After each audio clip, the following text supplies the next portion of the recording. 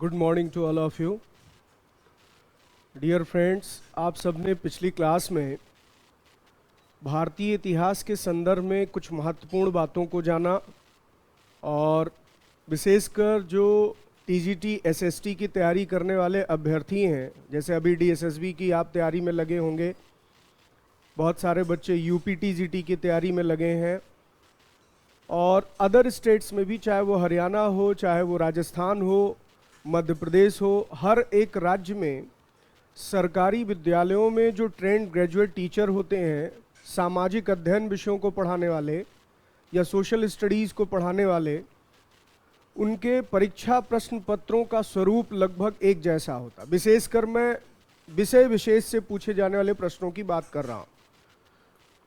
कहने का पर्याय ये है कि चाहे आप उत्तर प्रदेश के सरकारी विद्यालय में, यूपी के किसी गवर्नमेंट स्कूल में आप टीजीटी एसएसटी हैं, तो आप वहाँ भी बच्चों को सिविक्स ही पढ़ाएंगे, हिस्ट्री ही पढ़ाएंगे, ज्योग्राफी ही पढ़ाएंगे, इकोनॉमिक्स ही पढ़ाएंगे।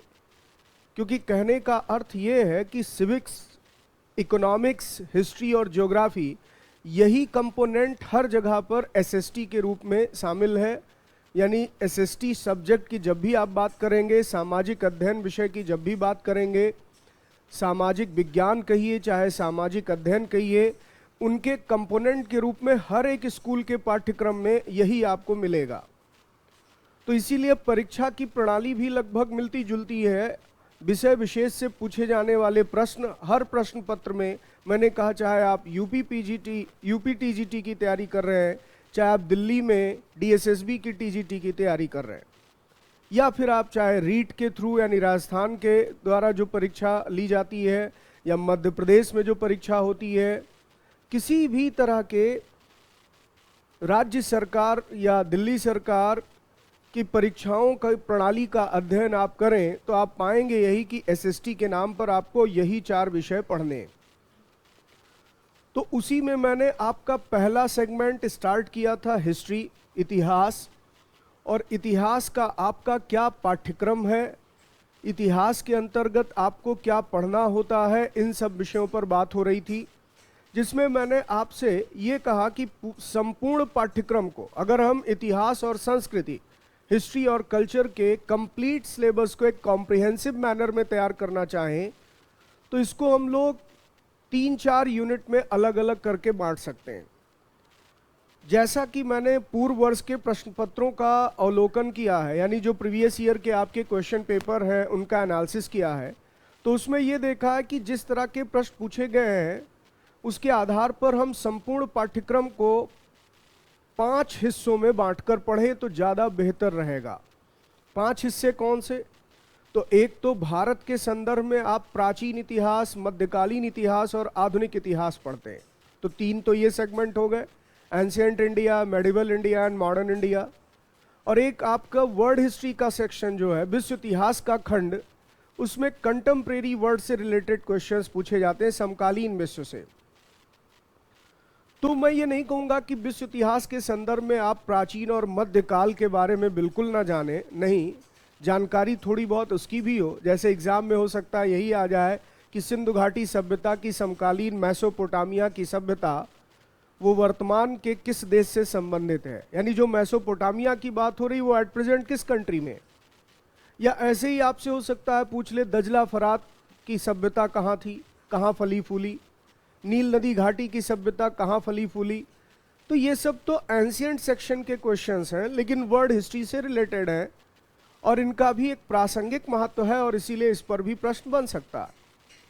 ऐसे ही हो सकता है अरब साम्राज्य के संदर्भ में कुछ पूछ लें आपसे कि उस्मानिया सल्तनत का विस्तार कहाँ तक था, या ऐसे ही आपसे यह भी पूछा जा सकता है कि मध्यकाल में जो मेडिवल एज में बैजेंटाइन साम्राज्य का पतन हुआ, वो बैजेंटाइन साम्राज्य कहाँ पर अवस्थित था, उसकी राजधानी क्या थी। इस तरह के कुछ सामान्य जानकारी वाले प्रश्न आपके प्रश्न पत्रों में आ सकते हैं।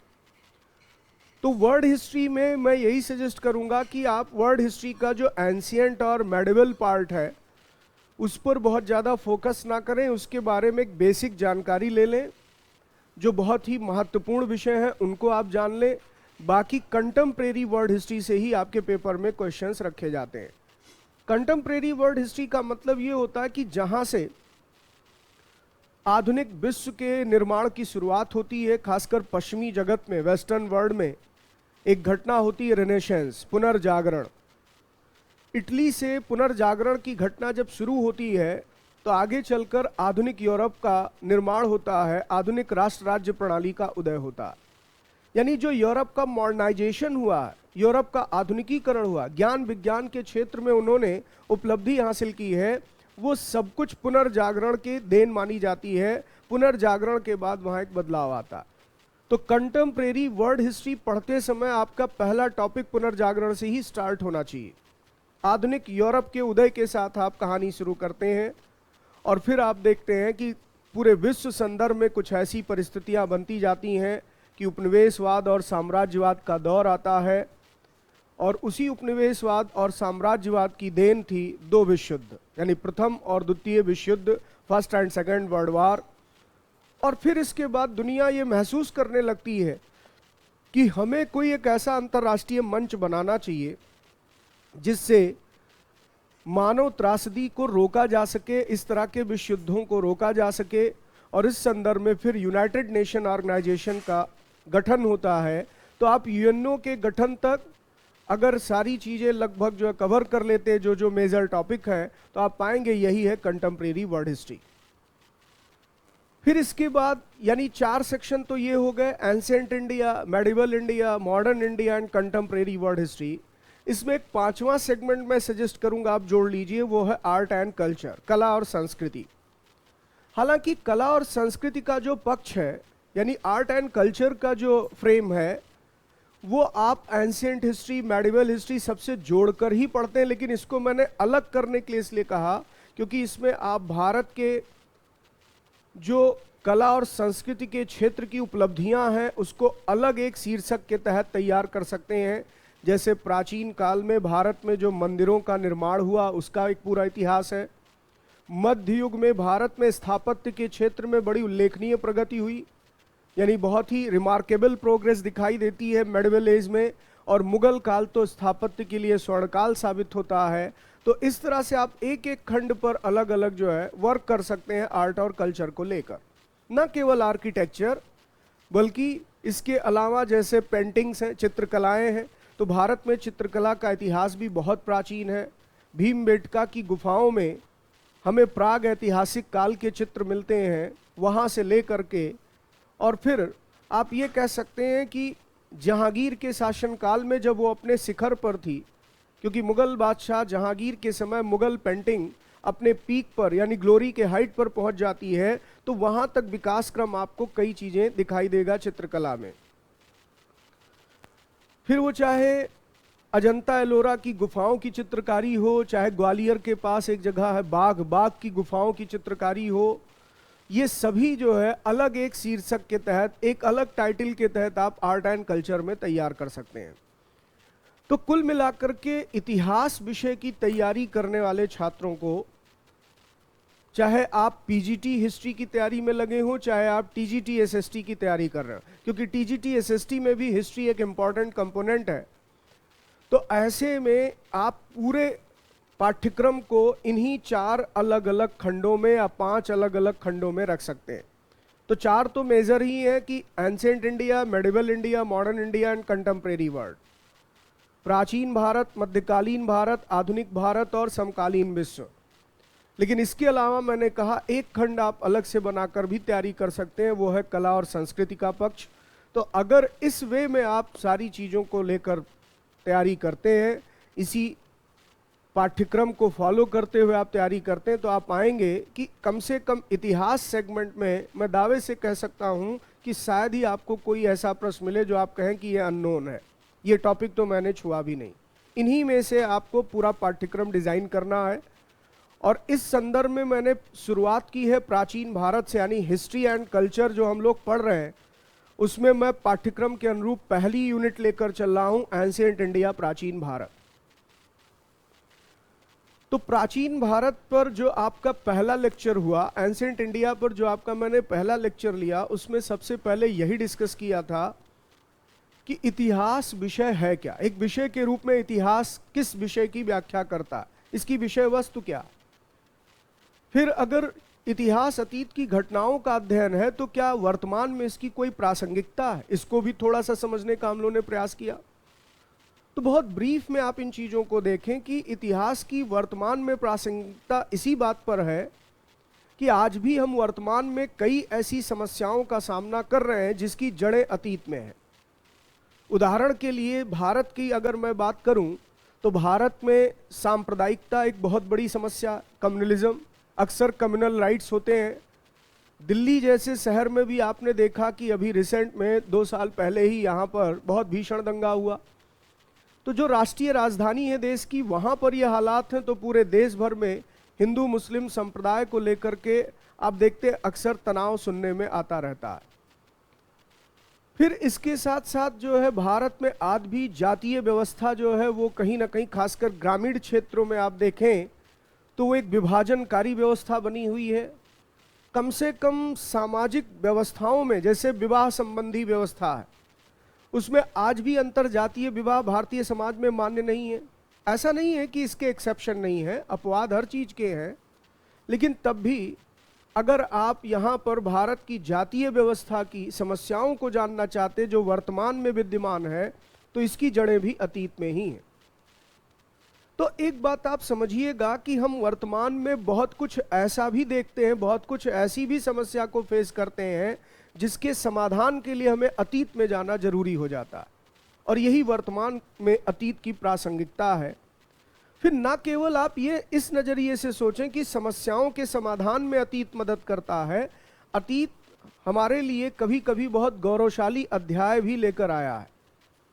जैसे एक युग भारत का ऐसा भी था जब पूरे विश्व में भारत के ज्ञान परंपरा, भारत की कला संस्कृति, भारत की सभ्यता, इन सब का लोहा पूरे विश्व ने माना था। व्यापार के क्षेत्र में, आर्थिक क्षेत्र में भारत कभी जो है वो दुनिया में एक बहुत बड़ा विनिर्माण करने वाला देश हुआ करता था, मैन्युफैक्चरिंग हब माना जाता था भारत को। तो ये सब चीज़ें जब आप पढ़ते हैं तो पता चलता है कि हमने कहाँ भूल की, कहाँ गलतियाँ की, जिससे भारत में दास्ता का दौर आया, गुलामी का दौर आया, और कैसे भारत जो है वो दास्ता की बेड़ियों में जकड़ गया। अंग्रेजों ने, मुट्ठी भर अंग्रेजों ने जो व्यापारी बनकर भारत आए थे, उन्होंने कैसे हिंदुस्तान की सत्ता प्राप्त कर ली। तो उससे भी हमें एक सबक मिलता है कि हम भविष्य में कभी ऐसी गलती दोहराएं नहीं जिससे हमें फिर से गुलामी का दौर झेलना पड़े या हमारी एकता खंडित हो। तो इस तरीके से अगर देखा जाए अतीत की प्रासंगिकता वर्तमान में बहुत ज़्यादा है। अब बात करते हैं कि अतीत को जिन कालखंडों में हम बांटकर पढ़ते हैं, यानी अलग अलग कालखंड बना दिए गए इतिहास को अध्ययन की सुविधा के लिए। इतिहास पढ़ते समय अध्ययन की सुविधा को ध्यान में रखते हुए हमने प्राचीन, मध्यकाल और आधुनिक में समस्त इतिहास को विभाजित कर रखा है। सब कुछ इतिहास ही, लेकिन उसको अलग अलग कालखंडों में विभाजित करने के पीछे उद्देश्य यह है कि चीज़ों की समझ विकसित हो सके कि प्राचीन मध्य युग से अलग कैसे था और आधुनिक युग जो है प्राचीन और मध्य युग से आगे कैसे है। तो इन्हीं को बेहतर तरीके से समझने के लिए हम संपूर्ण इतिहास को, भारत के इतिहास को 3 अलग अलग कालखंडों में विभाजित करते हैं, प्राचीन, मध्य और आधुनिक। और मेरी पहली क्लास अगर आपको याद होगी तो मैंने यहाँ तक आपसे जिक्र किया था कि इस विभाजन के पीछे कुछ आधार है, यानी कोई ना कोई क्राइटेरिया है जिससे तय किया जाता है ये प्राचीन है, और फिर यहाँ से मध्य शुरू हो रहा है। तो जो आपके सामने वो चर्चा हुई थी, उम्मीद करता हूँ कि वो घटना भी याद होगी। जैसे मैंने कहा कि भारत में एक ऐसा दौर आता है जब सामंती प्रवृत्ति का विकास होता है, यानी फ्यूडलिज्म की टेंडेंसी डेवलप होती है, सामंतवाद का उदय होता है जो प्राचीन भारत का रूपांतरण मध्य युग में करता। तो एंशियंट इंडिया मेडिवल एज की तरफ कैसे गया, कौन सी घटना उसके लिए आप जिम्मेदार मानते हैं, तो जवाब हो जाएगा भारत में सामंतवाद की प्रवृत्ति का उदय।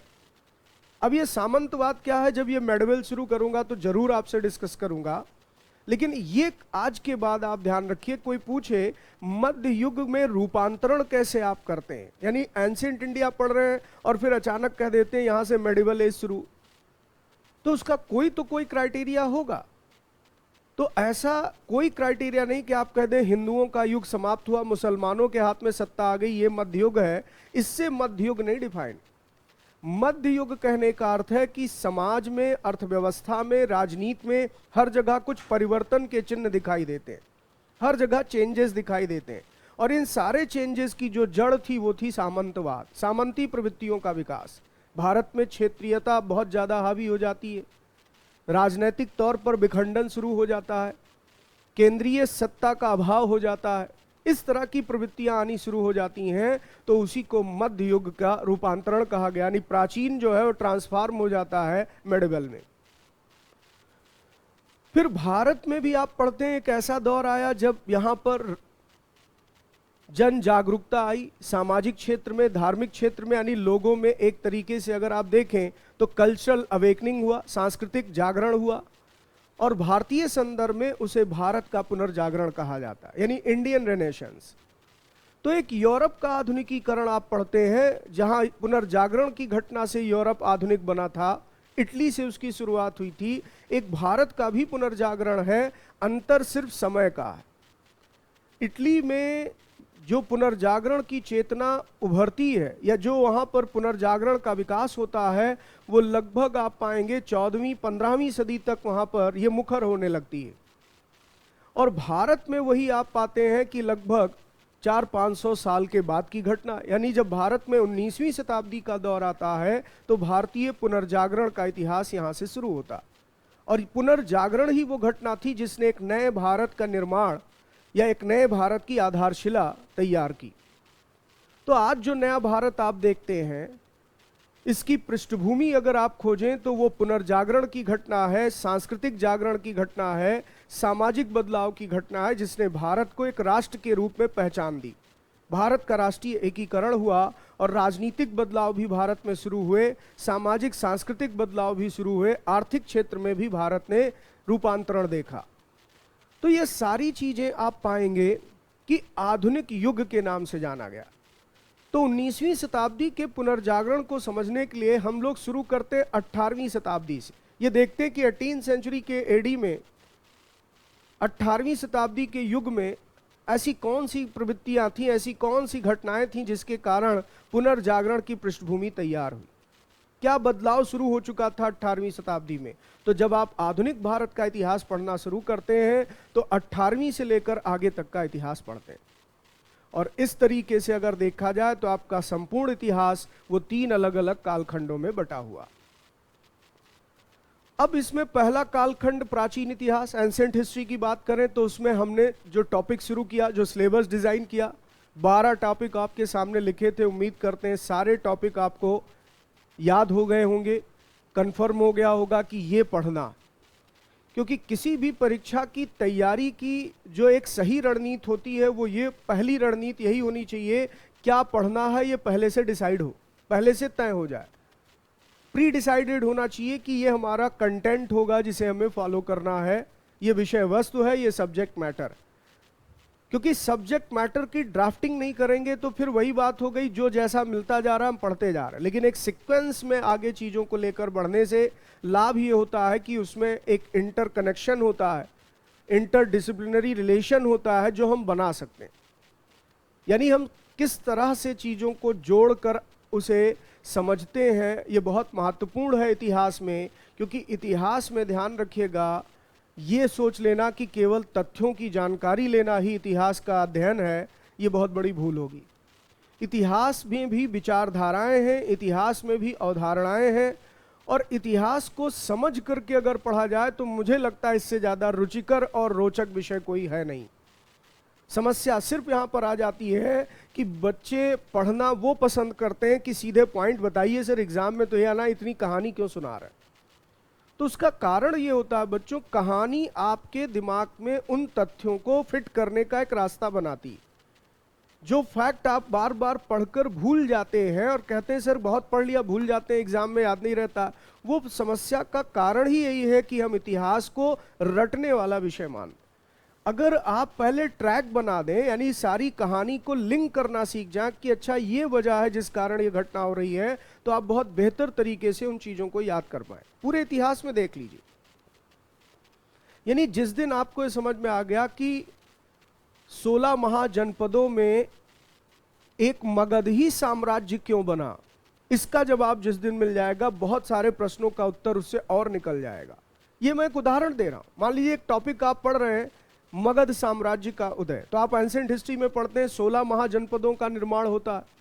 ईसा पूर्व 6वीं शताब्दी में भारत में एक ऐसा दौर आता है जब राज्य निर्माण की प्रक्रिया शुरू होती है, स्टेट फॉर्मेशन होता है। जो वैदिक काल से चला आ रहा था वो अब मुखर रूप में, यानी बहुत ही क्लियर तरीके से आप देखेंगे स्टेट का फॉर्मेशन होता, बड़े बड़े राज्य का निर्माण होता। उन्हीं को 16 महाजनपद कहा गया। वो चाहे अंग महाजनपद था, चाहे वज्र महाजनपद था, चाहे मगध महाजनपद था, चाहे कौशल महाजनपद था, ये सब के सब आप देखेंगे कि एक राज्य के रूप में गठित हुए थे और उनकी अपनी एक सत्ता हुआ करती थी, संप्रभु शासक हुआ करते थे। और यही वो दौर था जब भारत में आप पाएंगे साम्राज्य निर्माण की प्रक्रिया भी शुरू हो जाती। तो इन 16 में मगध ही क्यों साम्राज्य बन सका, जब आप इस तरह के कारणों की खोज करके इस टॉपिक को पढ़ते हैं तो पूरा ये आपका कॉन्सेप्ट क्लियर हो जाता है और इसका फायदा ये मिलता है कि बहुत सारे प्रश्नों को इंटरलिंक करके आप उसका उत्तर दे पाते हैं। तो ये सारी बातें आपको इसलिए मैं कह रहा हूं कि आप अपने पढ़ने के अप्रोच में एक चीज जरूर शामिल करिएगा कि केवल रटिए मत, चीजों को समझकर ही आगे बढ़िए। जितनी समझ विकसित होगी विषय उतना आसान लगेगा।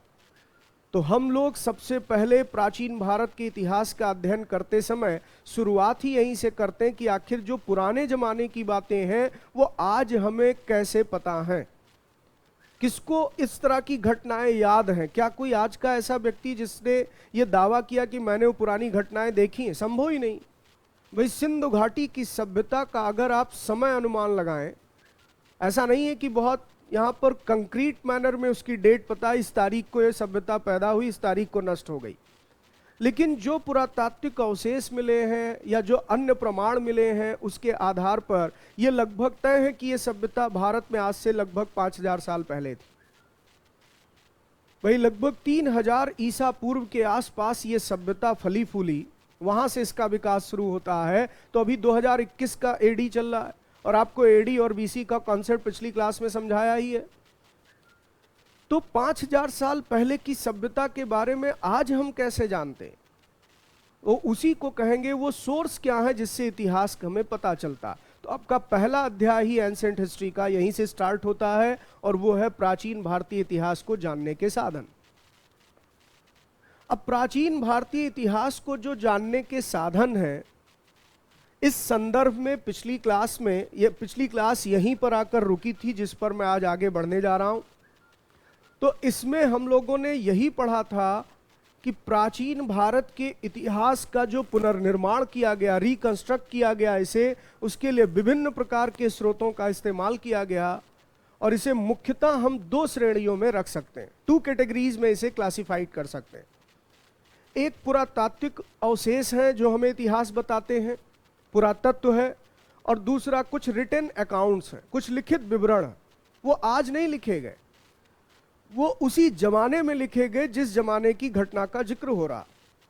जैसे अगर हम बात करें कि मौर्यों के प्रशासन का स्वरूप क्या था, मौर्यन एडमिनिस्ट्रेशन का स्ट्रक्चर कैसा था, तो मौर्यों के प्रशासन की बात जब आप करते हैं तो आज के पाएंगे कि लगभग जो है 2000 साल पहले की बात हो रही है।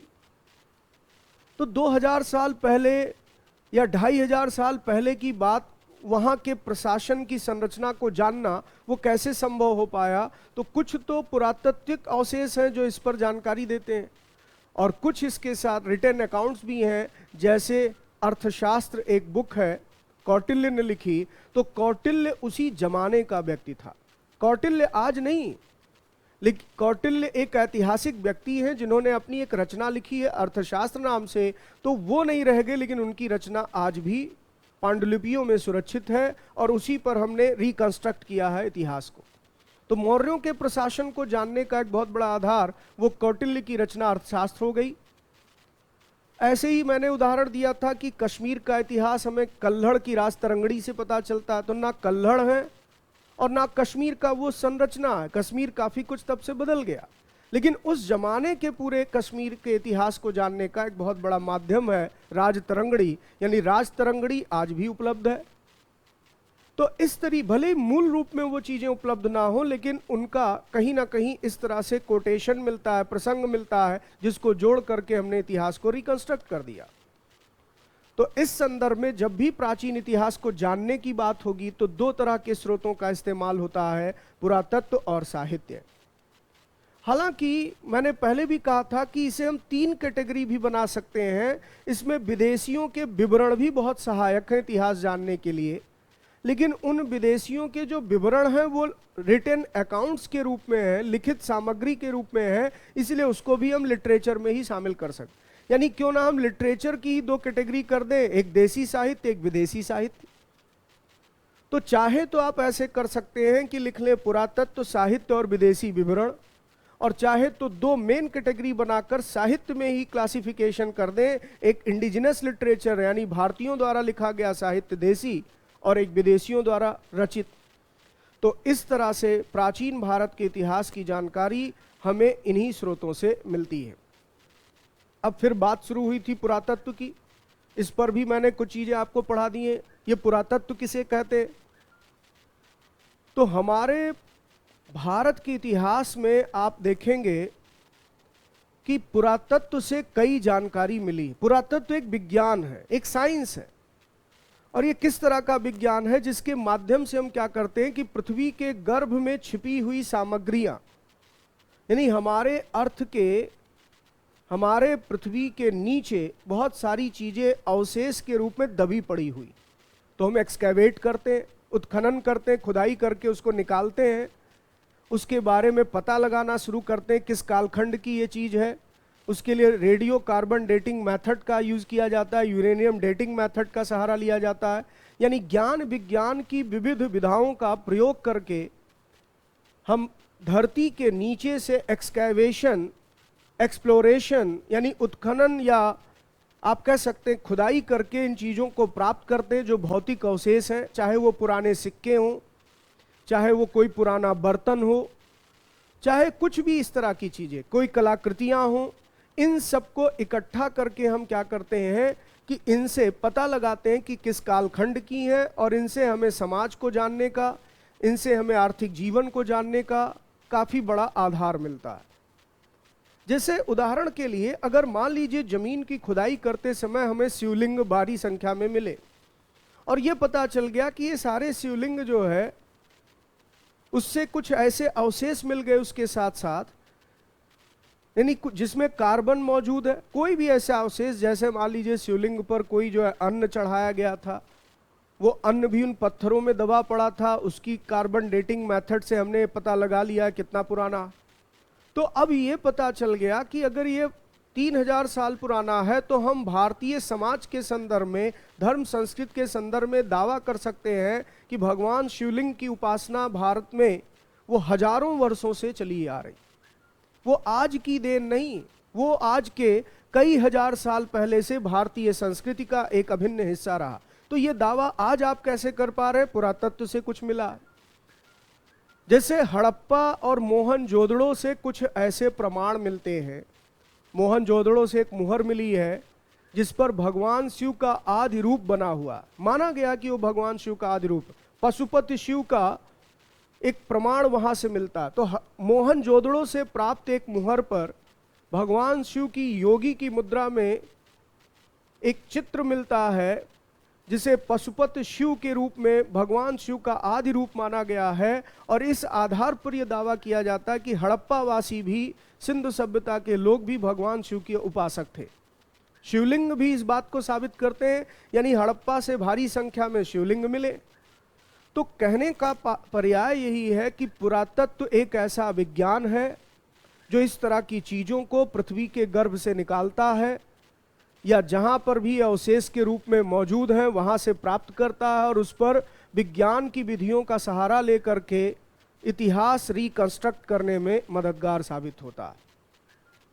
तो आर्कियोलॉजी अपने आप में एक साइंस है, और आर्कियोलॉजी मैंने क्या है इसको एक सामान्य भाषा में आपको डिफाइन करके बताया भी था। हालांकि आपके एग्जाम में ऐसा नहीं प्रश्न आने वाला कि पुरातत्व क्या है, लेकिन अगर ऐसा कुछ पूछा भी जाए तो आप यही कह सकते हैं ये एक ऐसा विज्ञान है जिसके माध्यम से हम भूगर्भ में छिपे हुए भौतिक पदार्थों को बाहर निकालते हैं, भौतिक अवशेषों को बाहर निकालते हैं और विज्ञान की विभिन्न विधियों का प्रयोग करते हुए उसकी काल निर्धारण यानी डेटिंग करते हैं और फिर उसके बाद इतिहास का पुनर्निर्माण करते हैं। तो आज भी भारत में आप पाएंगे कि चाहे आप दक्षिण भारत चले जाइए, चाहे पूर्वी भारत चले जाइए, बहुत सारे भौतिक अवशेष धरातल पर भी मौजूद। जैसे दक्षिण भारत में सैकड़ों मंदिर हैं, और वो मंदिर आज के नहीं, वो ऐतिहासिक काल के मंदिर हैं, बहुत पुराने हैं। ऐसे उत्तर भारत में, पूर्वी भारत में भी, जैसे उत्तर प्रदेश में झांसी के पास एक जगह है देवगढ़, वहाँ से दशावतार मंदिर मिला। तो देवगढ़ से जो दशावतार मंदिर मिला है वो भारत के समाज, भारत के धर्म और कला संस्कृति पर प्रकाश डालता। दक्षिण भारत तो मंदिरों का गढ़ था, जहाँ पर ऐतिहासिक काल में कई राजवंशों ने संरक्षण दे करके जो है स्थापत्य को बढ़ावा दिया, मंदिर स्थापत्य का बहुत विकास हुआ और द्रविड़ शैली के कई मंदिरों का निर्माण हुआ। ऐसे ही नागर शैली, बेसर शैली, इस तरह के कई मंदिर भारत में मौजूद हैं। तो ये सब हमारे लिए पुरातत्व हैं, आर्कियोलॉजी हैं, और ये इतिहास को पुनर्निर्मित करने में सहायक। तो आखिर ये सारा काम करता कौन है, ये टॉपिक भी आपको मैंने कराया कि पुरातत्व से संबंधित जानकारियों को जुटाने का काम एक सरकारी विभाग करता है, जिसको ASI, archaeological surveyor department of India, भारतीय पुरातत्व सर्वेक्षण विभाग के नाम से जाना जाता है, शॉर्ट में ASI। तो ASI का भी अपना एक इतिहास है कि ASI डिपार्टमेंट कौन इस्टेब्लिश करके गया, कब हुआ। 1861 में ब्रिटिश शासन काल में एक सिविल सर्वेंट थे, एक सिविल अधिकारी थे अंग्रेजों में, उनका नाम था अलेक्जेंडर कनिंघम। अलेक्जेंडर कनिंघम ने नई दिल्ली, जो आज है भारत की राष्ट्रीय राजधानी, इसी नई दिल्ली में भारतीय पुरातत्व विभाग की नींव रखी थी। एक डिपार्टमेंट उन्होंने बनाया था। अलेक्जेंडर कनिंघम ही इसके फर्स्ट डायरेक्टर जनरल बने थे, और कनिंघम साहब ही एक ऐसा योगदान देकर गए हैं जिससे आज भी भारत के इतिहास को पढ़ने में, जानने में मदद मिलती है। तो पुरातत्व विभाग आज भी उत्खनन का कार्य करता है, आज भी अनुसंधान का कार्य करता है। यही पुरातत्व विभाग जो अंग्रेजों के ज़माने में बनाया गया, आज भारत सरकार के नियंत्रण में है और यह भारत सरकार के संस्कृति मंत्रालय के अधीन कार्य करता है। तो ये सब कुछ आप लोग बच्चों पढ़ चुके हैं, और इसी संदर्भ में फिर मैं आगे बढ़ा था और ये कहा था कि जब आप पुरातात्विक स्रोतों का अध्ययन करेंगे तो इसमें सबसे पहले शुरुआत हम लोग करेंगे अभिलेख से। तो अभिलेख पर बात चल रही थी, चलिए उसी टॉपिक पर फिर पहुंच जाते हैं।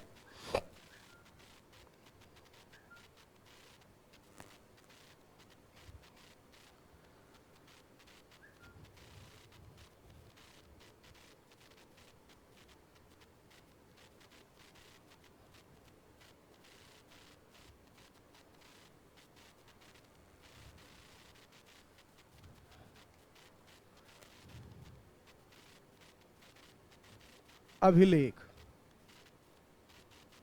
इंस्क्रिप्शन।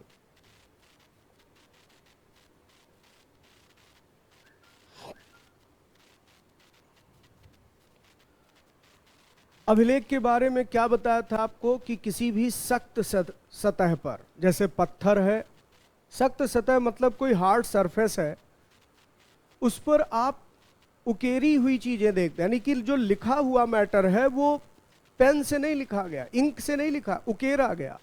और उकेरना का मतलब होता है छीनी हथौड़ी से कट किया गया, उसको शेप दिया गया। तो आप पत्थर को काट कर उस पर कुछ लिखते हैं, या धातु पत्रों पर, यानी मेटल शीट है उस पर कुछ जो है पंचिंग करके लिखते हैं, तो या मोहर है, सील होती है, उस पर आप कुछ जो है इस तरह से लेख बना देते हैं, तो उसी को कहा जाता अभिलेख या पुरालेख। तो पुरालेख या अभिलेख ऐसे पुराने लेख हैं, ऐसे पुराने रिटन मैटर्स हैं जो किसी सख्त सतह पर उकेर कर लिखे गए, इंस्क्राइब्ड किए गए हैं, जैसे पत्थर पर, धातु पर, ईंट के मंदिरों पर, या पकी हुई मिट्टी पर, मोहरों पर। तो इस तरह की सख्त सतह पर लिखावट को ही, पुरानी लिखावट को ही क्या कहा जाता है? अभिलेख।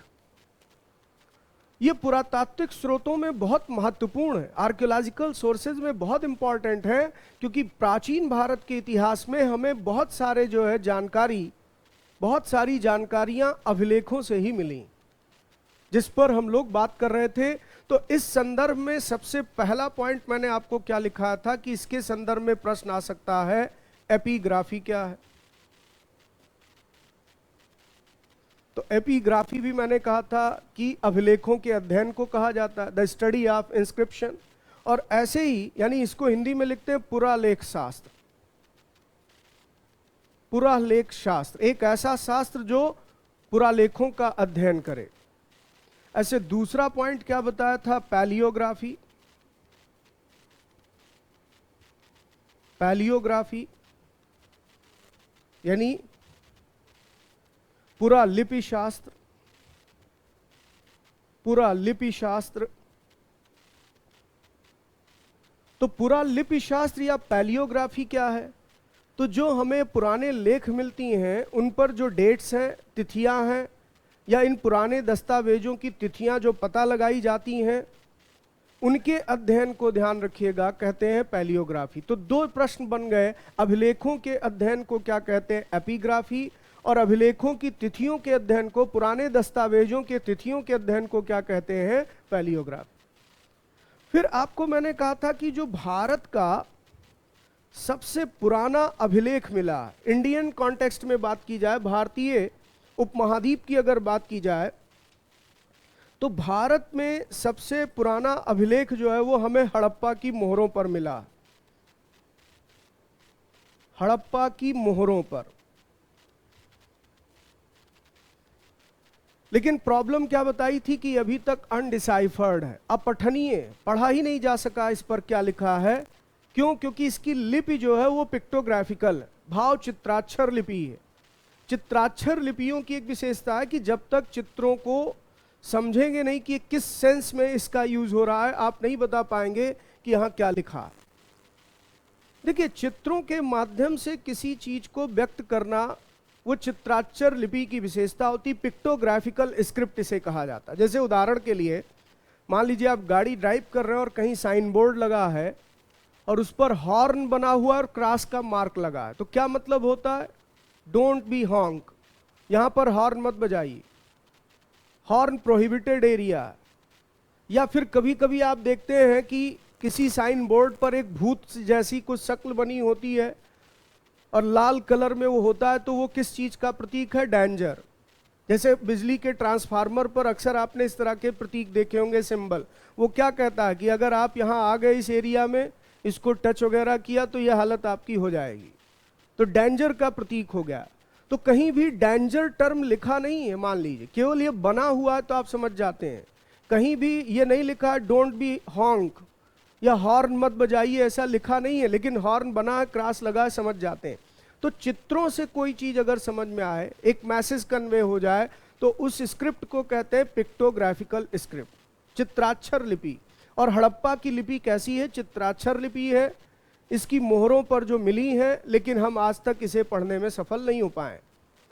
तो जो भारत का सबसे पुराना पढ़ा गया अभिलेख है, the most oldest deciphered inscription of India, वो मैंने आपको बताया था सम्राट अशोक का अभिलेख है।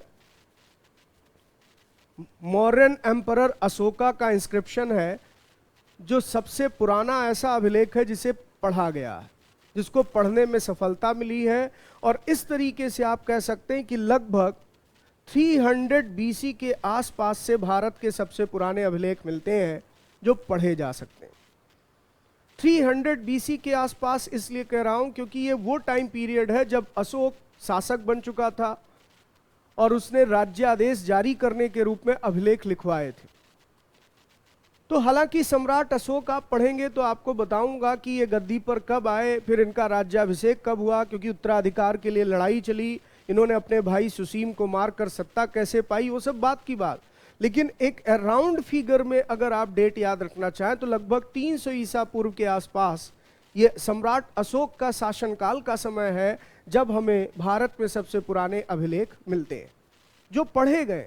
इस सेंस में कहा ये पुराने हैं, हड़प्पा की सभ्यता के हैं, लेकिन ये पढ़े नहीं गए तो काम के नहीं। पढ़े हुए सबसे पुराने अभिलेख किसके हैं? अशोक के। तो अगर अशोक के अभिलेख सबसे पुराने जो पढ़े हुए हैं तो इसमें क्या क्या बातें हमें पता चली, जरा वो देखिए। तो सबसे पहले तो इसमें यह नोटिस किया गया है कि जो अशोक के ज्यादातर अभिलेख हैं, जिनको हम शिलालेख भी कहते हैं, रॉक एडिट, क्योंकि ये बड़े बड़े पत्थरों को काटकर उन पर लिखवाए गए, उन पर उत्कीर्ण करवाए गए, यानी उन्हें उस पर इंस्क्राइब्ड किया गया। अच्छा, ऐसा राजा लोग करते क्यों थे? तो उसके पीछे कई कारण मैंने आपको बताया था कि राजा अपना इतिहास संजो कर भी रखना चाहता था कि जो कुछ बीत रहा है मेरे समय में वो भी सुरक्षित रहे जानकारी में, आने वाली पीढ़ियां हो सकता है इसको याद रखें, इसलिए भी हो सकता है कारण हो, या जो राज दरबार में बैठे हुए कुछ उनके कृपा पात्र लोग थे वो उनकी यशोगाथा पर कुछ वर्णन लिखते थे, उसको इसमें रखा जाता था।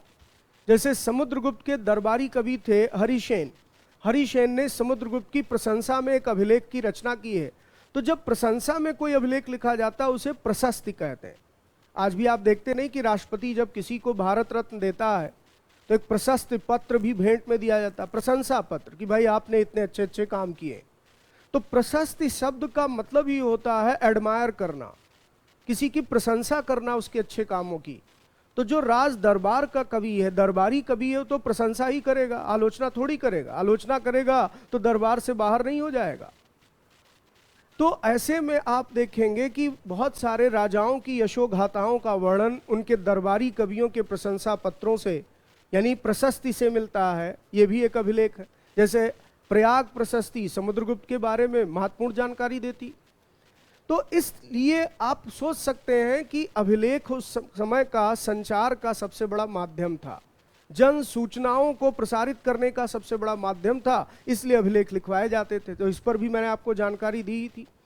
अब थोड़ा सा तथ्यात्मक जानकारी ले लेते हैं। जो सम्राट अशोक के अभिलेख हैं, ये अधिकतर अभिलेख किस लिपि में मिलते हैं? ब्राह्मी लिपि। मोस्टली, मैं ये नहीं कह रहा हूं सारी की सारी, इनके अब तक अगर देखा जाए तो 40 से भी अधिक अभिलेख मिल चुके हैं। मोर देन 40 इंस्क्रिप्शंस अशोक के अब तक प्राप्त हुए। पुरातत्व विभाग अभी भी काम करता है, क्या पता कोई नया अभिलेख फिर सामने आ जाए, लेकिन अभी तक मोर देन 40 इंस्क्रिप्शंस प्राप्त किए जा चुके हैं। और इसमें अधिकांश में, यानी most of the inscriptions were written in Brahmi script, वो अधिकांशतः ब्राह्मी लिपि में लिखे हुए हैं। और इन सभी अभिलेखों की जो भाषा मिलती है वो है प्राकृत, प्राकृत भाषा, प्राकृत लैंग्वेज में है और ब्राह्मी स्क्रिप्ट में। Brahmi script and Prakrit language, ये दो टर्म याद रखिएगा। तो मोस्टली का आंसर लगाएंगे ब्राह्मी लिपि में। ब्राह्मी लिपि को एक चीज और आप लोग ध्यान रखिएगा, इसे मदर स्क्रिप्ट माना जाता है। Mother script of all Indian script. All मत कहिए, most of the Indian scripts were derived from the Brahmi scripts. Bharat की अधिकांश लिपियों का जन्म ब्राह्मी से ही हुआ। जैसे हम लोग हिंदी भाषा किस लिपि में लिखते हैं, तो ये मैंने देवनागरी यूज की है। तो ये सब ब्राह्मी की ही विकास माना जाता है, इसीलिए इसको मदर स्क्रिप्ट के रूप में जाना जाता है। अच्छा, भाषा में भी जैसे आप जानते हैं संस्कृत को मदर लैंग्वेज कहते हैं, क्योंकि भारत की ज्यादातर भाषाओं का जन्म संस्कृत से हुआ। भाई संस्कृत से ही एक बदला हुआ रूप हमारे सामने आया, पाली और प्राकृत। इसी प्राकृत से अपभ्रंश भाषा बनी और अपभ्रंश ही आगे चलकर हिंदी बनी। तो हिंदी निकल कर कहां से आई है? संस्कृत से। एक रास्ता तय करते हुए संस्कृत से प्राकृत और पाली भाषा, फिर अपभ्रंश भाषा और फिर हिंदी भाषा। तो ये सब बेसिक चीजें या सामान्य चीजें जो बीच बीच में आपको बताता हूं, किसी एग्जाम में हो सकता है इससे भी आपको लाभ मिल जाए। तो कोई जानकारी आपके लिए नुकसानदायक नहीं होती है, लेकिन ये सब उम्मीद करता हूं पहले से जानते भी। तो प्राकृत उस समय की जनसंपर्क भाषा थी। यह भी एक प्रश्न बन गया, मौर्य काल की जनसंपर्क भाषा कौन सी थी? जैसे आज के डेट में हमारी जनसंपर्क भाषा कौन सी है? हिंदी। हालांकि आज इंग्लिश का प्रचलन भी भारत में बहुत ज़्यादा है, तो हिंदी और इंग्लिश दोनों आप कह सकते हैं, ये हमारे देश की ऑफिशियल लैंग्वेज के रूप में यूज़ होती हैं। इंग्लिश को भी एक तरीके से ऑफिशियल लैंग्वेज में एक्सेप्ट कर रखा गया। तो भारत की राजकीय भाषा हिंदी, हम हिंदी में ही बातचीत करना पसंद करते हैं, अपने विचारों का हम अभिव्यक्त हिंदी में करना पसंद करते हैं, अभिव्यक्ति हिंदी में रखते हैं, तो हिंदी हमारी जनसंपर्क भाषा हो गई। लिंगुआ फ्रैंका इसको बोला जाता है एक तरीके से। तो भारत की उस समय लिंगुआ फ्रैंका या जनसंपर्क भाषा कौन सी थी? प्राकृत। और यही कारण है, देखिए अब आप सोचें कि अशोक ने सर हिंदी में क्यों नहीं लिखा है, तो हिंदी था ही नहीं भाई। संस्कृत में क्यों नहीं लिखवा दिया? क्योंकि संस्कृत पढ़े लिखे लोगों की भाषा थी, विद्वानों की। अब आप सोचिए, मोदी जी जो है वो उत्तर प्रदेश के किसी जो है जनसभा को संबोधित करने जाएं, किसी एक पिछड़े जिले में, मान लीजिए बुंदेलखंड इलाके में गए हैं स्पीच देने के लिए, चुनाव होने वाला, अभी उत्तर प्रदेश में विधानसभा चुनाव आ रहा, तो जगह जगह मोदी जी भाषण देने जाएंगे। अब गांव की भीड़ की सभा है और उसको वो भाषण में अंग्रेजी बोल रहे हैं, कितने लोगों को समझ में आएगा? तो हमेशा जनसंपर्क उसी भाषा में किया जाता है जिसमें जनता सहज हो, जो वो समझ सके। तो अशोक प्राकृत भाषा में अपने अभिलेखों को क्यों लिखवा रहा है? क्योंकि उस समय भारत की लिंगुआ फ्रैंका है, भारत की जनसंपर्क भाषा, इसलिए कि लोगों को बातें समझ में आए जो कहना चाह रहा। तो ये 2 पॉइंट तैयार रहेगा। अब एक जानकारी और यहां पर जोड़ लीजिए कि अशोक के कुछ अभिलेख जो कि उत्तर पश्चिम में मिले हैं, यानी नॉर्थ वेस्ट रीजन में मिले हैं। देखिए उस समय अशोक का साम्राज्य जो है वो अफगानिस्तान की सीमाओं तक विस्तारित था। मौर्यन एम्पायर जो है वो हिंदकुश की सीमा से शुरू हो जाता था। हिंदकुश एक माउंटेन रेंज है, आप जानते ही हैं। तो हिंदकुश पर्वतमाला के क्षेत्र से लेकर मौर्य साम्राज्य शुरू होता था, और उस उत्तर पश्चिम के भाग में नॉर्थ वेस्ट रीजन में अशोक के कुछ ऐसे शिलालेख मिले हैं या कुछ ऐसे अभिलेख मिले हैं जो आप पाएंगे कि खरोष्ठी में, अफगानिस्तान का ये क्षेत्र है। तो आज ये अफगानिस्तान में है, लेकिन उस समय मौर्य साम्राज्य का ये हिस्सा था। आपने हिस्ट्री में चीज पहले भी पढ़ रखी होगी, नहीं पढ़ी है तो आगे पढ़ेंगे कि जो अशोक के ग्रैंडफादर थे चंद्रगुप्त मौर्य, उन्होंने यूनानी शासक सेल्यूकस निकेटर को हराया था। सेल्यूकस निकेटर जब हार गया था तो उसने अपनी बेटी का विवाह चंद्रगुप्त मौर्य से किया था। एक डिप्लोमेटिक ट्रीटी हुई थी, दोनों में एक समझौता हुआ। सेल्यूकस निकेटर ने चंद्रगुप्त मौर्य से कंप्रोमाइज किया था, और उसी कंप्रोमाइज में उसने अपनी डॉटर हेलेना का विवाह चंद्रगुप्त मौर्य से कर दिया। उसी विवाह के अवसर पर उसने 4 राज्य दहेज में दिए थे चंद्रगुप्त मौर्य को। तो वो 4 राज्य जो है वो इसी रीजन के थे। भाई यूनानी राजा का राज्य क्षेत्र वो हुआ करता था, तो वो कौन सा राज्य दहेज में देगा जो उसके पास है? तो काबुल, कांधार के इलाके जो है वो दहेज में मिले थे चंद्रगुप्त मौर्य को, और ये मौर्य एम्पायर या मौर्यन एम्पायर मौर्य साम्राज्य का हिस्सा थे। तो यहाँ के लोगों को अशोक ने संबोधित करने के लिए ब्राह्मी लिपि का प्रयोग ना करके खरोष्ठी का किया। क्यों किया?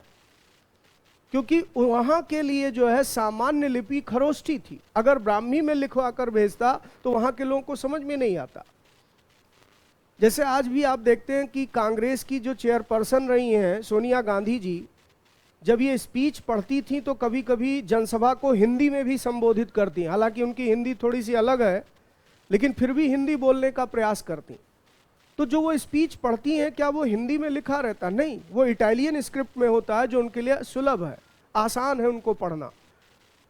तो वही वाली बात है, जैसे आप लोग व्हाट्सएप पर कई बार मैसेज टाइप करते हैं तो इंग्लिश बहुत अच्छी नहीं है, तो आप देवनागरी को ही रोमन में लिखते हैं, मतलब हिंदी भाषा को रोमन स्क्रिप्ट में लिख करके आगे बढ़ाते हैं।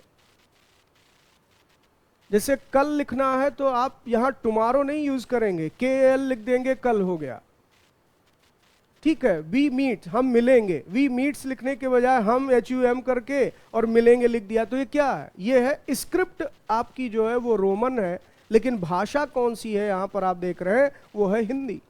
तो वही चीज अशोक कर रहा है, इसने अपनी भाषा प्राकृत को खरोष्ठी लिपि में वहां पर प्रसारित किया जिससे लोग समझ सकें। तो खरोष्ठी लिपि में उसके कुछ अभिलेख कहां से मिलते हैं? अफगानिस्तान में, उत्तर पश्चिमी अफगानिस्तान के इलाके में अशोक के कुछ अभिलेख खरोष्ठी में मिले। इतना ही नहीं, यहां एक पॉइंट और इंपॉर्टेंट है, इसको भी जोड़िएगा, लिखिएगा।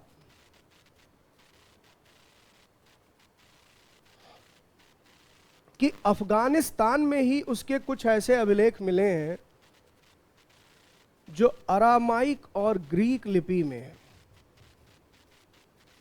अरामाइक और ग्रीक लिपि, यूनानी लिपि, अरामाइक और ग्रीक। कारण फिर वही है, यूनानियों का ये राज्य क्षेत्र था जो मौर्यन एम्पायर का हिस्सा बन गया था। तो अशोक के कुछ अभिलेख, वो आप अशोक के कुछ शिलालेख अरामाइक और ग्रीक में भी हैं, अफगानिस्तान के इलाके से मिले। और ऐसे उत्तर पश्चिमी इलाकों से, भारत का जो नॉर्थ वेस्टर्न रीजन है, खासकर पाकिस्तान वाला जो आज का इलाका है, वहां पर खरोष्ठी लिपि में जो है उसके शिलालेख मिले हैं। तो इसका एक ही पर्पस था कि स्थानीय लोग, जो लोकल लोग वहां के हैं, उनकी लिपि ये थी वो समझ सकें अशोक के संदेशों को, इसलिए इस लिपि में अशोक ने इसे लिखवाया। अब अशोक, मौर्य सम्राट अशोक का इतिहास हमें सबसे ज्यादा उसके अभिलेखों से ही पता चला। और मैंने अभी आपसे कहा कि अशोक के अब तक लगभग 40 से अधिक अभिलेख खोजे जा चुके हैं। तो इसमें से कुछ प्रमुख अभिलेखों पर अब हम लोग बात करेंगे कि अशोक के कुछ इंपॉर्टेंट इंस्क्रिप्शंस हैं।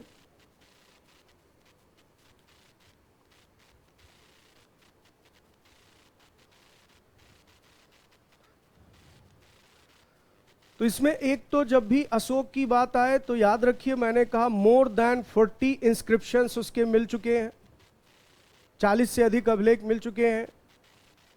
अब इसमें कुछ अभिलेखों का जिक्र बहुत जरूरी।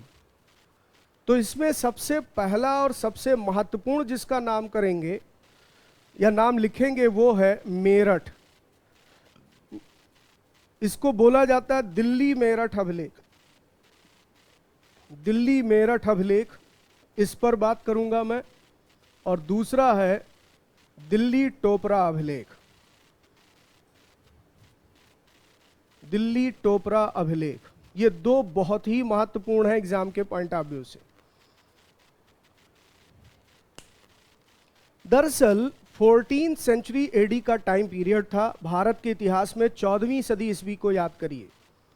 14th सेंचुरी एडी, अभी पिछली क्लास में डेटिंग आपको पढ़ाई है तो कॉन्सेप्ट क्लियर हो गया। 14th सेंचुरी एडी, 14वीं सदी ईस्वी कहा जाए अगर, तो इसका मतलब क्या समझा आपने? 1300 के बाद का जो समय है। और 1300 के बाद का जो समय आता है उसमें भारत में, दिल्ली में तुगलक वंश के सुल्तानों का शासन था। और मोहम्मद बिन तुगलक की मृत्यु के बाद उसका जो चचेरा भाई था फिरोज शाह तुगलक, वो गद्दी पर बैठा। तो फिरोज शाह तुगलक के शासनकाल की एक महत्वपूर्ण घटना है कि उसे अशोक के 2 पिलर एडिक्ट मिले, 2 स्तंभ लेख मिले। पिलर एडिक्ट मतलब पिलर पर उसे लिखा गया, पत्थर काटकर पिलर बनाया गया था और उस पर इंस्क्राइब किया गया था। तो 2 स्तंभ लेख जो फिरोज शाह तुगलक के समय मिले थे, उसमें एक था दिल्ली मेरठ अभिलेख, एक था दिल्ली टोपरा अभिलेख। अब देखिए इसका नाम कैसे पड़ा। दरअसल इसमें से एक मिला था उत्तर प्रदेश के मेरठ जिले में, और एक मिला था हरियाणा में अंबाला के पास एक गांव पड़ता है टोपरा। हरियाणा के अंबाला में टोपरा नामक स्थान पर एक दूसरा स्तंभ लेख मिला। तो एक यूपी के मेरठ में मिला, एक अंबाला के पास टोपरा में मिला। और इन दोनों स्तंभ लेखों को फिरोज शाह तुगलक ने, दोनों उसी के टाइम मिले, अलग अलग समय पर लेकिन मिले उसी के शासनकाल में, उसने इन दोनों को दिल्ली मंगवाया। अब दिल्ली क्यों मंगवाया? तो बड़े बड़े विद्वान और पंडित बुलाए गए। उन पंडितों को काम दिया उसने कि भाई पढ़ो इस पर क्या लिखा है। उन्होंने प्रयास तो किया लेकिन वो पढ़ने में सफल नहीं हो पाए। तो इन्हें पढ़ने में सफलता नहीं मिली उन विद्वानों को फिरोज शाह तुगलक के समय, इसीलिए कोई जानकारी नहीं मिल पाई। लेकिन जब भारत में अंग्रेजों का राज आ गया, इंग्लिश रूल शुरू हुआ, तो अंग्रेजों ने भी इन अभिलेखों को पढ़ने की कोशिश शुरू की। और इस क्रम में आप पाएंगे कि ईस्ट इंडिया कंपनी का एक अधिकारी था, उसका नाम था जेम्स प्रिंसेप। नाम जरूर सुना होगा और एग्जाम में प्रश्न कई परीक्षाओं में आ भी चुका है, जेम्स प्रिंसेप। तो जेम्स प्रिंसेप एक कंपनी ऑफिसर था, इंग्लिश ईस्ट इंडिया कंपनी में नौकरी करने वाला व्यक्ति था। 1837 ईस्वी में उसने इन अभिलेखों को पढ़ने में सफलता प्राप्त की। कैसे प्राप्त की? तो आप कह सकते हैं जेम्स प्रिंसेप ही वो अंग्रेज अधिकारी था जिसने प्राकृत भाषा में लिखी हुई बातें जो ब्राह्मी में लिखी हुई थी, यानी ब्राह्मी लिपि को पढ़ने में इसने सफलता प्राप्त कर ली। तो इसने जब ब्राह्मी स्क्रिप्ट को पढ़ने में सफलता प्राप्त कर ली, प्राकृत भाषा को जो ब्राह्मी स्क्रिप्ट में लिखा गया था उसको ये जान गया, तो इसने अभिलेखों का उद्वाचन कर दिया। उद्वाचन मतलब हो गया रिवील कर दिया कि हाँ ये अशोक के बारे में बात हो रही। कैसे, इस पर भी आपको जानकारी दूंगा। लेकिन आज का डिस्कशन अगर आप नोटिस करें बच्चों, तो मैंने जो पिछली क्लासेस आपकी ली थी उसको एक समअप किया है। आज मैं बहुत ज़्यादा नए टॉपिक पर आगे इसलिए नहीं बढ़ पाया, उसकी एक वजह बता देता हूँ कि कल एक तकनीकी कारण से आपकी लाइव क्लास नहीं चल पाई थी, हिस्ट्री वाली। तो इंसेप्शन के प्लेटफॉर्म पर जो भी बच्चे लाइव ये क्लासेस देखते हैं, या आप अगर वीडियो रिकॉर्डिंग के माध्यम से मुझे देखते हैं, सुनते हैं, तो आपको एक बात के लिए आश्वस्त करता हूं कि बच्चों आप पढ़कर देखिएगा। क्वालिटी और क्वांटिटी दोनों को मैनेज करने की मैं कोशिश करूंगा, क्योंकि मेरे पढ़ाने का अप्रोच यही होगा कि क्वालिटेटिव एजुकेशन आपको मिले, गुणवत्तापूर्ण शिक्षा मिले। आप क्लास ही ईमानदारी से करते जाइए। दावा करता हूं आपको किताब नहीं टच करनी पड़ेगी, क्योंकि मैं एनसीईआरटी भी अपने सामने रख रहा हूं, मैं इग्नू के मटेरियल्स भी फॉलो कर रहा हूं, मैं एनओएस के मटेरियल्स भी फॉलो कर रहा हूं, और बाकी बहुत सारी स्टैंडर्ड किताबें, यहाँ तक कि दिल्ली यूनिवर्सिटी में झांसी माली की बुक चलती है, उसको भी मैं पढ़ करके मैटर बनाता हूँ और तब आपके लिए क्लासेस लेता हूँ। तो एक स्टैंडर्ड मेंटेन करने की कोशिश है, जिसमें सबसे बड़ा बेस मैं एनसीईआरटी को ही मानता हूँ, लेकिन केवल एनसीईआरटी तक लिमिटेड नहीं रहना चाहता। तो मैं ये कहना चाह रहा था कि कल तकनीकी कारण से आपकी लाइव क्लास नहीं चल पाई थी। परसों आपकी लाइव हुई थी, उसके बाद कल वाली क्लास रुक गई, और इस तकनीकी समस्या को ध्यान में रखते हुए ये क्लास मैंने कोशिश की कि जो कल नहीं हुआ उसको एक बार पहले पूरा रिवाइज करा दूं, और फिर जो कल मैंने आने वाला कल है उसमें जो मैं आपकी क्लास लूँगा, अब उसमें प्रॉपर सारे नोट्स एक एक पॉइंट में बनवाऊँगा। तो आप पेपर पेन मोड में ही क्लास करेंगे, लेकिन अभी शुरुआती दौर है, यानी 2-3 क्लासेस हुई हैं। मेरे ख्याल से आज ये शायद तीसरा लेक्चर होगा। पहले दिन एक जनरल डिस्कशन था, दूसरे दिन मैंने एंशिएंट हिस्ट्री के पाठ्यक्रम के साथ आपसे चर्चा की और पहला अध्याय शुरू किया, और आज ये तीसरा लेक्चर आपको मिल रहा है। तो अब मैं थोड़ा सा स्पीड पकड़ूंगा, और स्पीड पकड़ने में ये मत डरिए कि सर भागेंगे, पाठ्यक्रम पूरा करना है। नहीं, भागना नहीं है, तैयारी करनी। क्योंकि आप ऐसा नहीं कि पढ़े नहीं हुए, अननोन नहीं, आप सब कॉम्पिटिटिव एग्जाम की तैयारी में पहले से लगे हैं, आप तैयारी कर चुके हैं। मैं सिर्फ ये सहयोग करना चाहता हूं कि आप अपनी तैयारी को जज कर सकें कि क्या ये सब बातें मुझे आती हैं जो सर यहाँ क्लास में बोल रहे हैं। तो मैं कोशिश यही करूँगा कि टू द पॉइंट अपने क्लास को फोकस करूँ, टॉपिक पर ही फोकस रहूँ, और ज़्यादा से ज़्यादा तथ्य भी आप जान सकें, कंसेप्ट भी बन सके, और क्लास करने के लगे ये चैप्टर तो तैयार हो गया। यही मेरी नियति है, यही अप्रोच रहेगा, और इसी पर मैं काम करूंगा। और आपको एसएसटी की तैयारी के 4 के चारों विषय मैं इसी अप्रोच में पढ़ाऊंगा। तो अभी इतिहास से मैंने शुरू किया है, जिस पर मेरी एक कार्य योजना है कि इतिहास इतने दिन में पूरा करना है, और इसी तरीके से एक पैरेलल बैच भी शुरू करूंगा जिसमें सिविक्स स्टार्ट करूंगा, यानी 2 एक साथ चलेंगे, एक तरफ इतिहास एक तरफ सिविक्स। तो उम्मीद ये करता हूं कि आपकी जो ये टीजीटी की परीक्षा है वो अभी कम से कम 4-5 महीने का वक्त आपको मिल सकता है। भले ही जल्दीबाजी लगे, जैसे पीजीटी के एग्जाम की शायद डेट आ गई 28 जून, डीएसएसबी की बात कर रहा हूँ, या यूपी में टीजीटी की परीक्षा नज़दीक है।